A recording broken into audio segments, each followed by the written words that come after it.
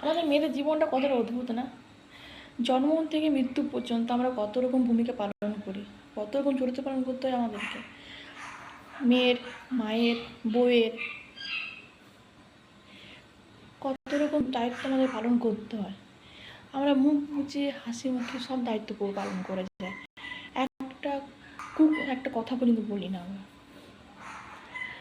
মাঝে মাঝে মনে হয় যে মেয়েরা যে এত কিছু করে, এত রকম ভূমিকা পালন করে, তার ফলস্বরূপ তারা কী পায়? তারা শুধুমাত্র একটা হাসির অপেক্ষা করে, ব্যাস, আর কিছু না। ওই হাসির জন্য, সবার হাসির মুখের জন্য তারা সব কষ্ট সহ্য করে মুখ বুজে সব দায়িত্ব পালন করে যায়।